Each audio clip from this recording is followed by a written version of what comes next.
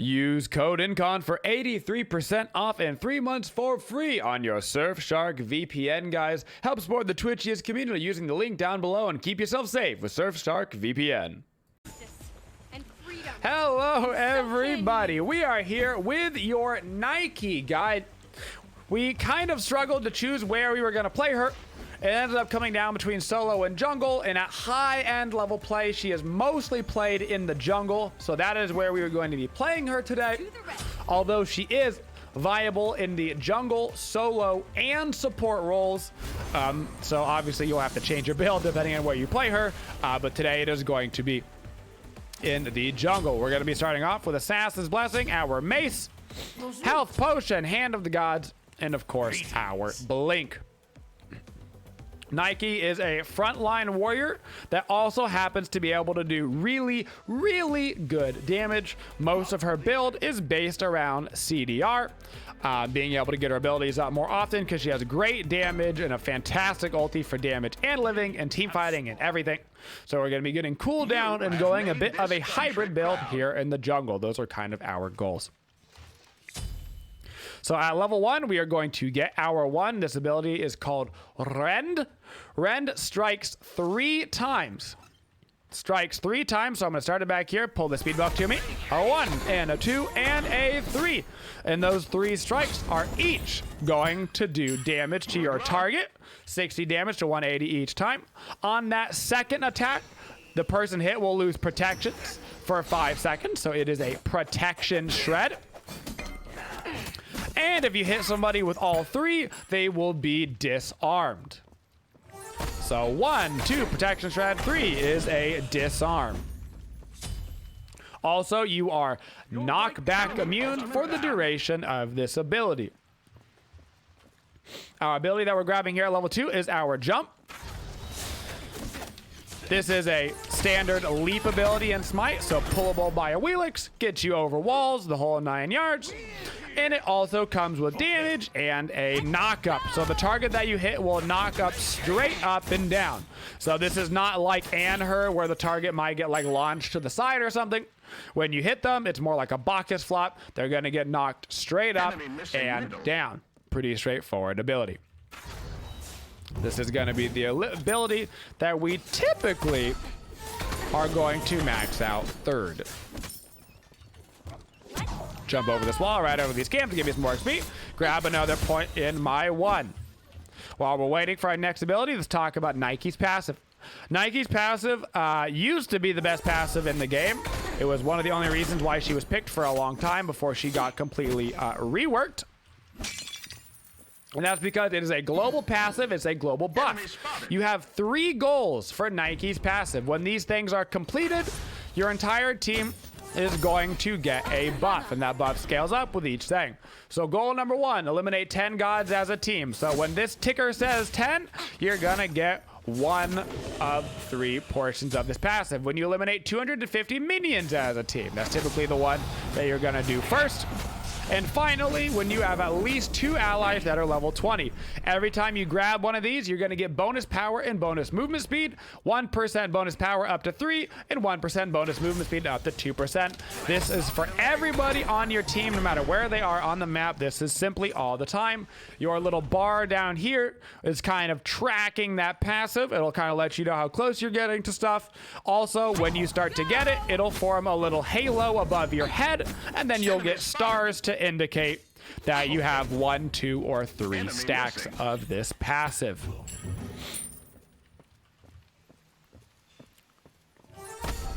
Our second ability is a very useful ability situationally. This is going to be called Barrier Formation. You throw out a barrier in front of you, and you can channel this sucker for like 6 seconds. It is 6 seconds, and you'll knock back anybody in front of you. So you can continually knock them back. They will take a little bit of damage from that little knockback. Not a lot of damage, but a little. Most importantly, auto attacks do not go through this ability. This will completely stop auto attacks in front of you. meaning that if you've got a Cernanos throwing down autos on an ally, you can pop that too, and those auto attacks will be completely deleted out of the game. They do not make it through this. Extremely strong. Also, you can pop this ability again at any time by pressing the ability again, and it will do a little bit of burst damage. So you're typically using this to push people out of position or block autos, but it also does provide a little bit of damage. So if somebody's right in front of you and you can't reach with your auto attack, you can quickly throw down your 2 and do it. You can use it to group up minions, something like that, and it pushes back gods and stuff, and that is great. It is great. One thing we should talk about as well, Nike does have a auto attack chain. That auto attack chain is that she goes 1-1-1.5. This is for her damage in swing time. And her first 2 autos are AoE. So AoE auto, big single target auto. That is her auto chain. Finally, with Nike Ultimate, it is a massive circle around your character. This is going to do a bunch of damage within that area. It is also going to slow people by 40% for up to 6 seconds by the time this ability is maxed, which is ridiculous. And of course, as if that wasn't enough, it's also going to provide you with a massive shield. So let's use it right here so you can see. So I get a giant shield. All that damage that I just took completely mitigated, like all of it, because of that shield that I got. So big damage, big slow, big max HP shield. So it is percentage of your max HP. So if you build HP items, this shield gets bigger. This is important to note, and it is going to factor into our build. It's going to help us for when we build things like Sledge. You are also CC immune while casting this ability. So you can, if you're about to get like Ymir frozen or something, you can quickly use it. That way, not only are you going to get the damage off from the slow, but you also prevent yourself from getting CC'd. Same thing with your jump. You can always jump over CC abilities as well. So this red buff's about to, like Ymir freeze me or something. Woo! I jump right over it. He still plays through his animation. He wastes his freeze. I land down on top of him and also get that knock-up effect. So our official level order on Nike is going to be our ulti whenever we can, then our 1, then our 3, and our 2. Some people like to level the 2 before the 3. Comes a little bit down to play style. Either way is okay with me. Always make sure you're maxing your ulti whenever you can and get your Rend all the way up. I typically do the jump before I level up my 2. I find that I use my 2 a lot more for setting up people, pushing them out of position, body blocking autos. I'm not really using it in a damage capacity compared to the jump, which I'm almost always using in an aggressive damage capacity. So I just want to make sure that that is leveled up first in order to provide me with some more burst damage. Speaking of burst damage, wham! How about that for a combo of burst damage? Luckily, I lived through that Scylla ulti because I've got a big fat shield from my ult, so I'm going to live through that just fine. Nike auto attack damage is actually great. A lot of times on warriors, you're finding that you're kind of using abilities and then waddling around, right? On Nike, though, feel free to utilize those autos, especially if you can get to that 3rd auto strike. 1.5 damage on top of her auto is really good. So 1, 2, and then wham, you get that last little auto. It hits really hard. And so if you throw that down onto a squishy like Scylla, it's going to be very relevant damage. So don't be afraid to kind of walk up and keep auto attacking people. With Nike, especially if you're worried about somebody getting out of your range, if you start auto attacking them and that way you save your Rend for when they start to run away, then you save a bunch of damage for when they start to run away, and you might be able to kill them even though they started to escape, even if your like jump is down or something. I'm gonna back it up. I can get me a full Jotun's Wrath. Jotun's Wrath gonna give us that 20% CDR. Obviously, if they had a bunch of anti-heal, or excuse me, if they had a bunch of healing on their team, then I would need the anti-heal. This could very easily go into a Brawler's, their team not so much sustain that I'm concerned about. So I'm going to go right into the Jotuns, which allows me to get my ulti up a lot quicker. Your ultimate is a 100-second cooldown on Nike, so it's pretty thick cooldown, but it's that long because it is such a good ability. So we'll get that Jones Wrath right off the bat with our Warrior Tabi. A lot of power, a little bit of pen. And then third, we're going to work our way into a Sledge. So right there, I body blocked the AMA's dash with my 2. She has to force to use her ulti. We get some good damage off on him. Unfortunately, I don't think we're going to be able to kill him. We might be able to keep him zoned, though. Let's see what happens. I'm going to put that point in my 3. We're going to keep him over here. He's got to try to dash away. I'm going to throw down my 2 again. Once again, going to body block his dash so he cannot get through. This brings up a good point. You body block anybody that is in your little vicinity, right? With that 2, this means that if somebody has a dash, you can body block them. So because AMA has a dash, my 2 can stop him from dashing away. If he would have had a jump, well, he would have jumped right over my ability and it wouldn't have mattered. But somebody like a Rama or an AMA, anybody that has that little dash, you can stop and body block with your 2. As long as they go right into kind of this like that little cone area of it. So we've seen it a lot for the body blocking. I haven't used it yet for really stopping auto attacks because I haven't so much been over near the Cernanos. For our passive, you can see now we have 2 stacks of the passive. You can tell that because if you look into my head, I've got 2 stars. 2 stars means I've got 2 passive procs. So right now we're getting plus 2% bonus power and plus 1.5% bonus movement speed. And that is to everybody on my team. So you can see everybody on my team, they've also got 2 little stars around their head. I'm going to go aggressive on Scylla here over this wall. Just try to get some poke on him. I don't have to commit to the kill or anything. That was Scylla dash. That's also Thor ulti. So Thor's about to go gang left lane. They're low over here, though. Athena ulti's in. Wow, what a good save from our Athena onto Oleron right there. Wonderful play. I see the Scylla. Scylla's going to go down, chase through for the Cabrakan. He shouldn't be able to reach our Yanis anytime soon, and I should be able to dive this tower as well, no problem. So I'm going to push him out of his 3. So Cabrakan's sitting there inside of a channeled ability. I've got a knockback. I want to make sure that my Janus doesn't die. So I get him right out of his ability to make sure that he can't just sit there and boff away at my friend. For Nike's skill order, pretty straightforward. Depending on if your ultimate is up or not, you're going to either be initiating with your 3, your leap, or your blink. Just depending if your blink is up. If your blink is up, you can initiate with it. If you're going to initiate with your blink, do that with your ultimate. So use blink and then ulti. If you do not have your ultimate up, I would not engage with the blink. I would go ahead and save that for when your ulti does come up. Think about it like if you were playing a Geb or something and you were going to blink ulti. You want to make sure that you're not just necessarily blink knock-upping. You want to blink and then use your best ability possible, which is going to be that slow. You blink right into the middle of their team. You saw everybody. You force them to use some beads on a slow, which means it opens up the rest of your team to being able to actually use better forms of CC without their beads being up. And then you follow up right up into your 1, preferably on the enemy hunter. The reason why it's preferably on the enemy hunter is because this is a disarm. Disarms meaning, of course, that you cannot auto attack. So while a disarm on Scylla, you know, technically she can't auto attack right now, and like that's something. But not nearly as relevant as stopping the Cernanos from attacking. I'm just gonna chase down the Scylla, bada bing, bada boom. Save my blink for the ulti. Forces her to ulti to try to counter it.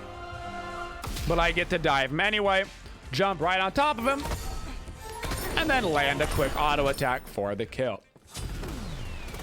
That brings us into where Nike is good and bad. So we mentioned it right at the very start. Nike is, honest to God, just a great character, which means she's viable in so many roles. She is viable solo, support, and jungle. If you're playing her in the jungle, your build's going to be a little bit more aggressive like we're doing right now. We've got the Jones Wrath. Sledge is going to be a universal item here. You can buy Sledge on her in any role, including support. If I was over in support, I'd have something more along the lines of Thebes, then a Sledge, then something with a bunch of CDR on it, maybe a Breastplate of Valor, so I get that 20% CDR while still being tanky, and I'll still actually have okay damage just by the nature of being Nike. Over in the solo lane, same kind of concept. You're going to go hybrid, so you're going to be looking into items like Void Shield. You're going to be looking at items like Breastplate of Valor, Genji's Guard, all that good stuff. Trying to get CDR while also getting tanky. In the jungle, my life's a little bit easier. I just get to go right into Jotun's Wrath, so I get the cooldown going, as well as some damage. And then, of course, still gonna get myself into the Sledge, because Sledge is a wonderful item for a bunch of roles. Got a bunch of cash. Level 14, we're gonna back up. Of course, we're gonna get Purification Beats here as the jungler. We're gonna grab our Sledge, and then we are also going to get, against this team, physical, triple physical, double magical. That means I'm gonna go into a Void Shield, start to get some protections online, buying a physical defense item before I buy a magical defense item, because they've got a 3 physical team comp, 2 magical team comp, and one of their magical, wow, what a great ulti. And one of their magical damage dealers is a Kabrakan, who is their support. So least concerned about the magical damage. Four gods that you are good against on Nike. Nike loves to go against squishy targets. That is it. End of story, end of discussion.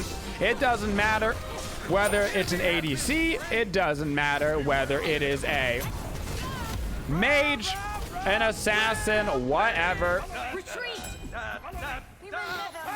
Nike likes to go against squishy characters.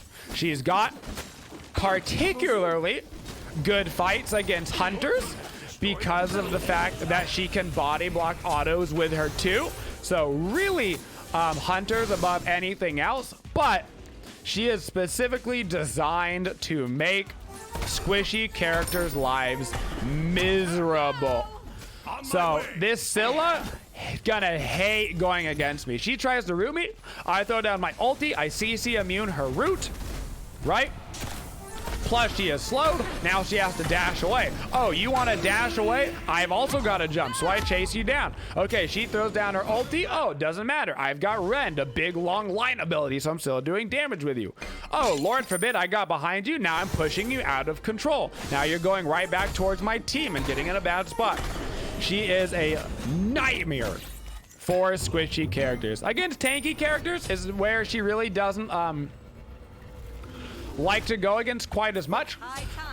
Her one is interruptible, so keep that in mind. While you can't be knocked back during this, you can be stunned. A Ymir freeze, a Kumba mez, a Gebel, whatever. All of these things will interrupt you out of your Rend, which is your main source of damage. I'm building stacks. So keep that in mind, particularly if you're playing Nike in that solo or support role. A lot of the times you'll be against somebody that can interrupt you out of that stuff, so just keep it in mind. It could hurt your lane clear pretty significantly. In the jungle, you don't really have to worry about that as much. It's not like Thor is going to be running into your jungle to wall you to interrupt your Rend or something, so it's not quite as important. So you're looking to go against any squishy character, and then wherever their squishy characters are, in this game, it is the Cernunnos and the Scylla. So I've been focusing the Scylla really hard. I didn't actually have to focus the Cernunnos really at all this game because my duo lane just won so hard by himself. So I spent most of my time over in the mid lane. You can see the Scylla is now super far behind because we put so much pressure on her. Didn't feel like I really needed to camp the Oleron's lane. You can see he's having an absolute blasty blast by himself.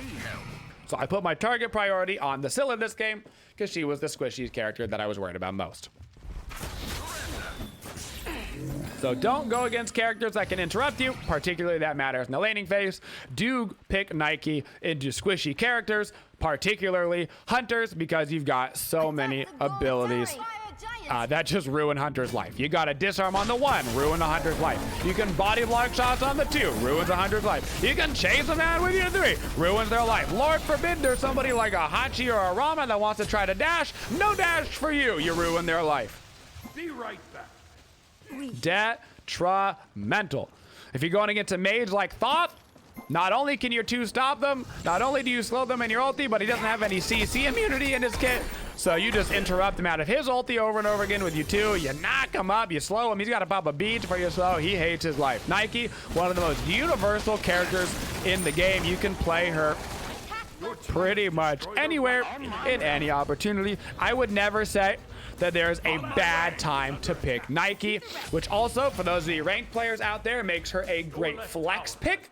An early pick Nike gives away nothing about your team comp because she is viable in 3 different roles. So if you're worried about getting counter-picked, she is a great pick to pick early. She will always be relevant, nothing hard counters her, and you can always shift her around to different lanes if for whatever reason you feel like, oh, I don't super want to go against that Ymir because he's going to freeze me out of my 1. Well, can you just go take it to the solo lane and pick me something different for support? Bada bing, bada boom. As long as you've got communication in your ranked lobby, you'll be able to get away with that very easily. Enemy spotted! Here in the late stages of the game, in these team fights, we are going to be diving straight into the backline. As aforementioned, that'll be our Blink ultimate. That way we have our leap up to continue to chase people down if they try to run away or to try to get us out as well. Always try to keep your leap up if you can for chasing down kills after your blink or, of course, for getting away. So I'm going to sit here. I'm just going to try to poke people with my 1. We've got good HP from the Sledge, from the Void Zone. I went Chile as my item for magical defense. Gonna give me an extra 10% CDR. Plus, it's just gonna make the backline life even more annoying for these guys. So right now, I'm just gonna chase Cernanos out of this fight. Probably not gonna be able to kill him. No, I will be able to kill him. I pop my 2 right there. He goes down. I'm gonna chase down for the Kraken. You do not lose any movement speed while you are channeling your 1 on Nike, so feel free to use it as you're chasing somebody down. And now we're going to be back over here. And even though I'm kind of this hybrid build, I'm not super tanky, I'm still tanky enough in order to tank the Phoenix for my team. We should just play it safe right now. Go to middle lane. Go grab ourselves another Phoenix. Clear out all these Phoenixes as a team. Now, because I've got 30% CDR, my ultimate cooldown is only 70 seconds. I can't have another 10% CDR with my red potion. And that red potion will bring me up to 40% CDR, so I'm done with my CDR items at this point.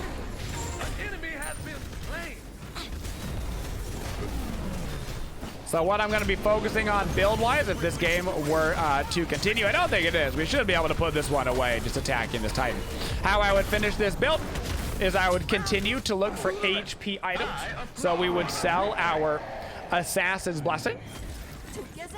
And we would continue to look for more hybrid items. Now, that's going to depend on exactly what game you're playing. It's going to mean that something like a Blackthorn Hammer is on the table because it just gives so much HP, such a good generic item. Even does provide that 10% CDR when your HP is in the right spot. Excuse me, when your mana points are in the right spot. You've got items like Runic Shield. Maybe you need more magical defense. Okay, so you get a little bit of HP, you get a little bit of magical defense, a little bit of offense. You're looking for those hybrid items, preferably that give you HP, so that way you can get some HP to add more to your ultimate. A Rune Forged makes perfect sense on Nike. So really just looking at all of those hybrid items, and that's of course going to depend on what you're going against. You're going against more physicals, where you're going to want more physical defense. You're going against more magicals, you're going to want more magical defense. Maybe they've got a bunch of percent pen items like Atalanta's bows and Titan's banes, so then you lean more into the HP, so that way, because your protections weren't going to matter that much. Just depends on where exactly you are in your builds and how they are playing against them, guys. Play Nike aggressive, player in the jungle, more damage, solo support, a little bit more defensive, but the playstyle is always the same. Dive that backline, kill whoever it is you can get into the backline, probably going to be the hunters and then the mages, and that's where you're going to thrive at, guys, and that is our Nike guide.